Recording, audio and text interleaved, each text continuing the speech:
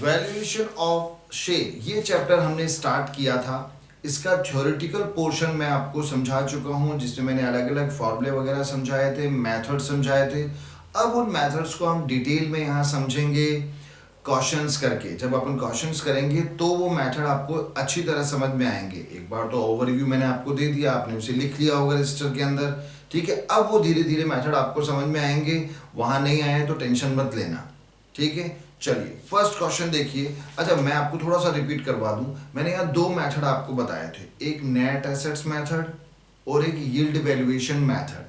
हम सबसे पहले नेट एसेट्स मेथड, जिसे इंट्रिंसिक वैल्यू मेथड भी कहते हैं, वो यहाँ स्टार्ट कर रहे हैं अपन, ठीक है। शुद्ध संपत्ति विधि। चलिए देखिए क्वेश्चन।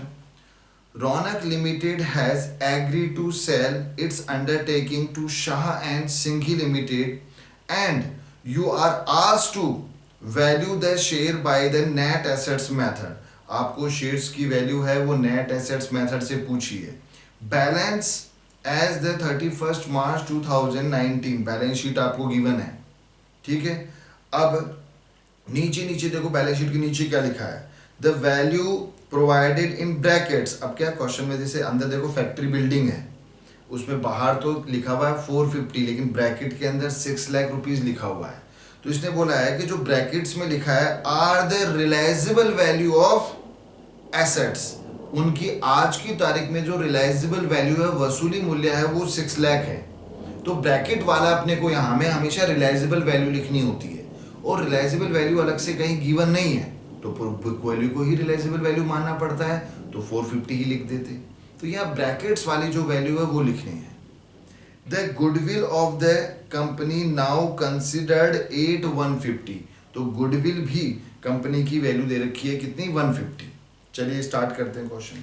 अब नेट एसेट्स निकालोगे सबसे पहले, और ऊपर ही ऊपर देखो शेयर्स जो है वो 10,000 शेयर है, 100 रुपीज के एक है। शेयर्स एक ही तरह के हैं, तब तो सिंपल मैंने बताया था, नेट एसेट्स निकालो और उसमें नंबर ऑफ शेयर डिवाइड कर दो, एक शेयर की वैल्यू आ जाएगी। हाँ, अलग अलग तरह के शेयर होते, कुछ फुल्ली पेड अप होते, कुछ पार्टली पेड अप होते, अलग अलग अमाउंट के शेयर होते, तो वो फिर अपन ने अलग मेथड्स डिस्कस करने, इसी के आगे अपन करेंगे, ठीक है।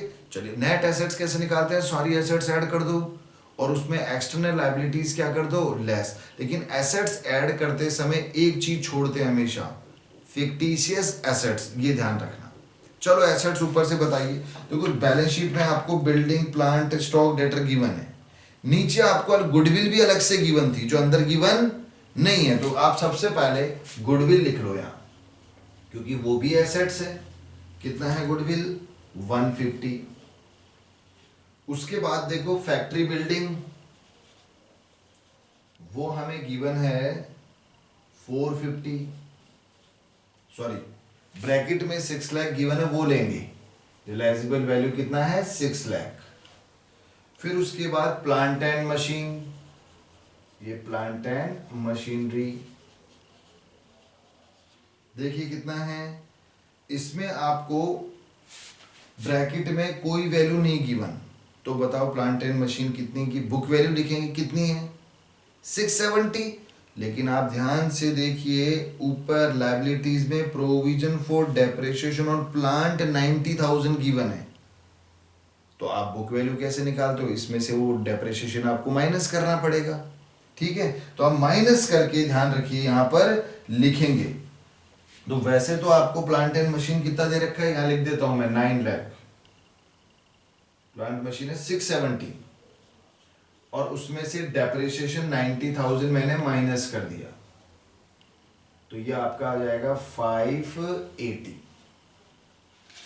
ये ध्यान रखना, ठीक है। अच्छा, अगर बिल्डिंग का भी यहाँ पर डेप्रिसिएशन गिवन होता तो क्या करते, उसे लेस नहीं करते, क्योंकि बिल्डिंग की तो नई रिलाइजेबल वैल्यू हमें गिवन है, तो फिर आप डेप्रिसिएशन ऐड वो लेस नहीं करोगे, ठीक है। चलिए आगे देखिए। फिर आपका स्टॉक दे रखा है, स्टॉक एंड है ना, स्टोर्स वगैरह, ये स्टोर्स, वर्क इन प्रोग्रेस, ये आपको 8 लाख गिवन है तो 8 लाख लिख दिया। फिर डेटर्स, इसकी भी रिलाइजेबल वैल्यू 140 गिवन है, कैश 8 बैंक, इसकी भी गिवन है कितनी, 180 अमाउंट गिवन है। शेयर इशू एक्सपेंसेस ऐड नहीं करेंगे क्योंकि ये क्या होता है, फिक्टिशियस एसेट्स, ठीक है, इसकी कोई रियलाइजेबल वैल्यू नहीं होती, इसे नहीं लिखेंगे, तो छोड़ो, ये आप टोटल कर दो। जब ये आप टोटल करोगे तो ये हो रहा है 24,50,000, ठीक है। चलिए अब फिर अपन लायबिलिटीज लिखेंगे। तो जो एक्सटर्नल लायबिलिटीज हैं वो देखिए कौन कौन सी हैं भाई। ऊपर से इक्विटी शेयर ऑनर का होता है, इंटरनल लायबिलिटीज होती है, कैपिटल रिजर्व भी, सरप्लस भी, 6% डेबेंचर, डेबेंचर तो एक्सटर्नल लायबिलिटीज होती है, तो एक तो लिखेंगे 6% डेबेंचर, देखिए कितना है 2 लाख। फिर बिल्स पेबल, ये बीपी, ये भी लायबिलिटीज होती है 20,000। क्रेडिटर्स ये आपके हैं 80,000। फिर प्रोविजन फॉर टैक्स, ये भी लायबिलिटी होती है, प्रोविजन फॉर टैक्सेशन। और प्रोविजन फॉर डेप्रेशन अपन ऑलरेडी पहले लेस कर चुके हैं क्योंकि उसकी नई वैल्यू नहीं गिवन थी। अगर इसकी भी, प्लांट मशीन की भी नई वैल्यू होती, रियलाइजेबल वैल्यू, तो ये भी लेस नहीं होता। चलिए ये जब टोटल करोगे तो ये आपका 5 लाख हो रहा है। अब एसेट्स में से लायबिलिटी लेस करोगे, क्या निकल जाएगा आपका, net assets, value of net assets,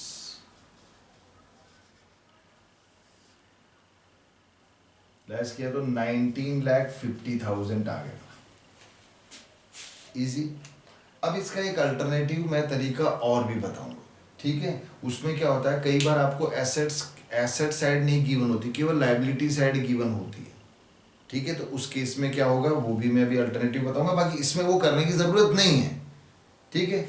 चलिए अब यहाँ पर अपने को वैल्यू ऑफ शेयर निकालना है, तो उसका क्या फॉर्मूला बताया था मैंने, आपका जो ये नेट एसेट्स आया है इसमें नंबर ऑफ शेयर क्या कर दो, डिवाइड कर दीजिए। चलो करते हैं।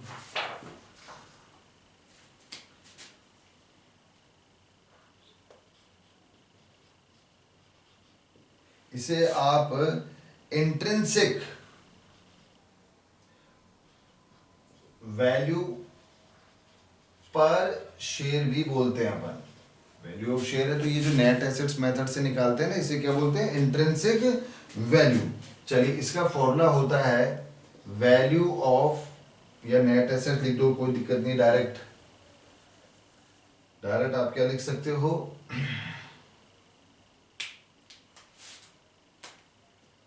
नेट एसेट्स,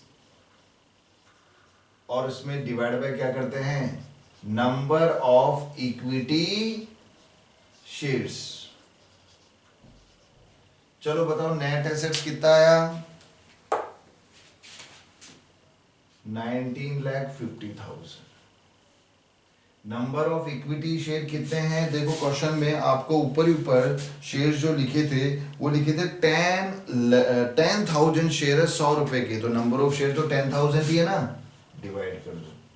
तो ये आप जब डिवाइड करोगे तो ये 1 2 3 4 195, ये आपका क्या आ रहा है आंसर। एक शेयर की इंट्रिंसिक वैल्यू कितनी है भाई, 195। कोई दिक्कत, चलिए इजी है। देखो दोबारा समझो, केवल हमने क्या निकाला, net assets, assets minus liability, net assets में नंबर ऑफ शेयर क्या कर दिया, डिवाइड। अब इसमें एक तरीका और बताता हूँ मैं, ये जो नेट एसेट्स अपन ने ऐसे निकाला, कई बार नेट एसेट्स का एक दूसरा तरीका भी होता है। अपन क्या करते हैं, ये नेट एसेट्स एक तरह से है क्या, हमने एसेट्स में से लायबिलिटी लेस कर दी, तो ये सारा पैसा किसका है, इक्विटी शेयर होल्डर का। तो आप क्या करो, एसेट छोड़ो, आप इक्विटी शेयर होल्डर का पैसा ऐड कर दो कि कौन कौन सा। अब इक्विटी शेयर होल्डर के पैसे में क्या होगा, देखो क्वेश्चन में, एक तो आपका ऊपर ही ऊपर इक्विटी शेयर जो लिखा हुआ 10 लाख वो इक्विटी शेयर होल्डर का ही है, प्लस कैपिटल रिजर्व भी उन्हीं का है, surplus in P and L वो भी उन्हीं का है, फिर डेबेंचर वेंचर तो एक्सटर्नल, तो उन सबको ऐड कर दिया।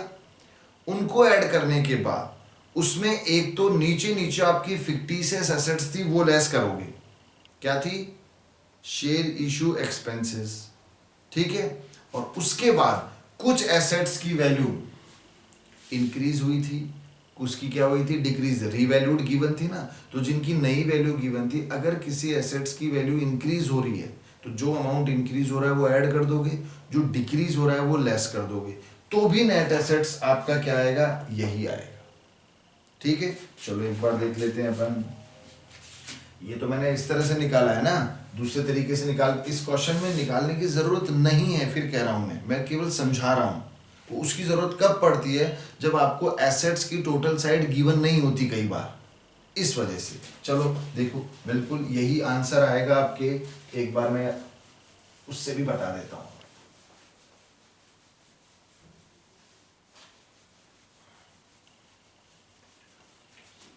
चलिए ऐड कीजिए भाई। सबसे पहले मैंने क्या बताया कि आप शेयर होल्डर का जो पैसा है वो ऐड करो। अब शेयर होल्डर का भाई कौन सा पैसा है? तो इक्विटी शेयर कैपिटल है। तो देखो सबसे पहले तो आपने लिखा है इक्विटी शेयर कैपिटल।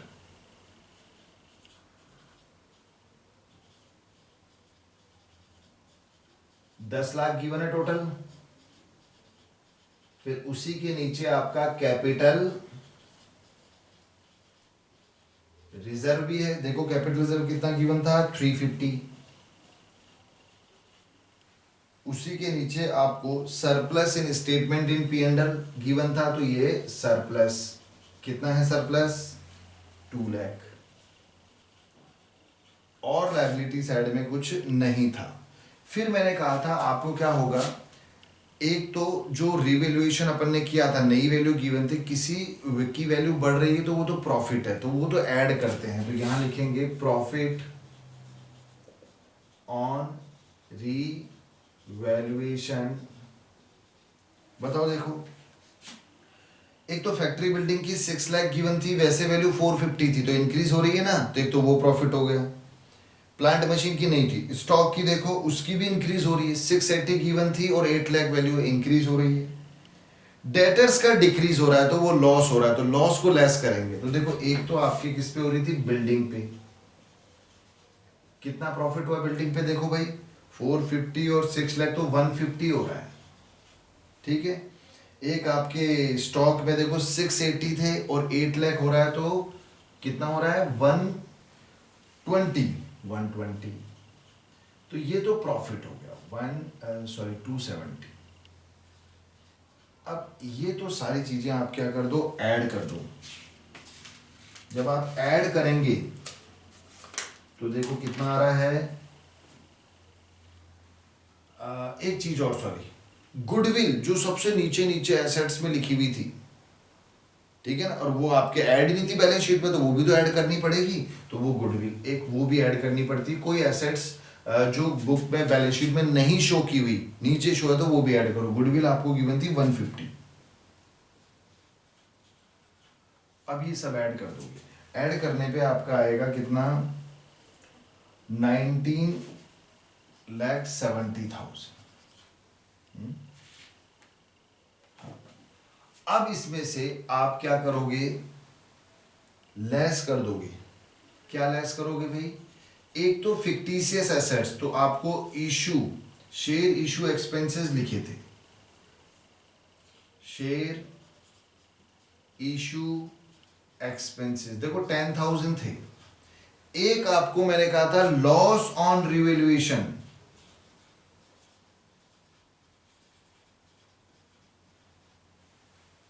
बताओ। डेटर्स पे वैसे तो 150 लिखे थे, रिलायजेबल वैल्यू 140, तो 10,000 लॉस हुआ था ना डेटर पे। ये डेटर्स पे कितना हुआ था? 10,000।